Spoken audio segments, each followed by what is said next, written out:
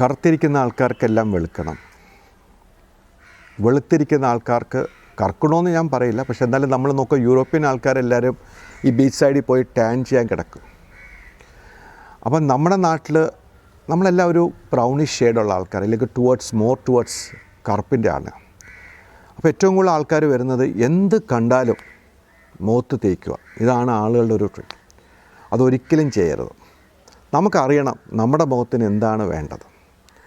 ഒരിക്കലും മുഖം ഒരു പരിഷ്ണ വസ്തു അല്ല. അപ്പം ഏറ്റവും നല്ലത് നമുക്ക് നല്ലൊരു സൺസ്ക്രീൻ ഉപയോഗിക്കാം. പാടുകളുണ്ടെങ്കിൽ അതിന് ട്രീറ്റ് ചെയ്യുക. ഈ പാടുകളിന് ട്രീറ്റ് ചെയ്താൽ തന്നെ അതിനുള്ള ചില ക്രീമുകൾ നമ്മൾ കണ്ടിന്യൂസ് ആയിട്ട് ഉപയോഗിക്കാതിരിക്കുക. ചിലപ്പോൾ ഒരു പാട് വന്നു, നമ്മളൊരു ക്രീം കിട്ടി, അതിട്ടപ്പോൾ കൊള്ളാം, നല്ല കളർ വന്നു, പിന്നെ അത് നിർത്താറേ ഇല്ല ആൾക്കാർ. അത് മിക്കവാറും ഉപയോഗിച്ച് വരുമ്പോഴത്തേക്ക് അതിനൊരു അതിന് കോണ്ടാക്ട് ഡെർമറ്റൈറ്റിസ് വന്ന് ചുമക്കാൻ തുടങ്ങും.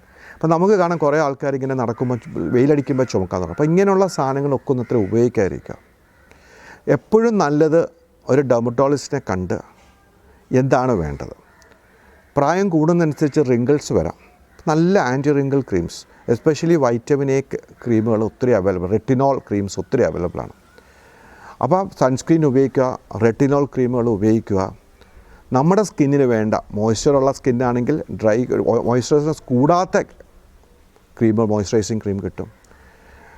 ഭയങ്കര ഓയിലി ആണെങ്കിൽ അതനുസരിച്ച്, ഡ്രൈ ആണെങ്കിൽ അതനുസരിച്ച്. അപ്പോൾ ഇതെല്ലാം നമ്മുടെ ഫേസിന് വേണ്ട സാധനങ്ങളാണ് ഉപയോഗിക്കേണ്ടത്.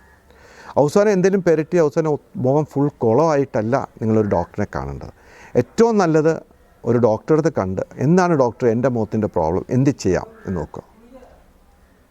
Thank you. മതിയായിരിക്കും അല്ലേ?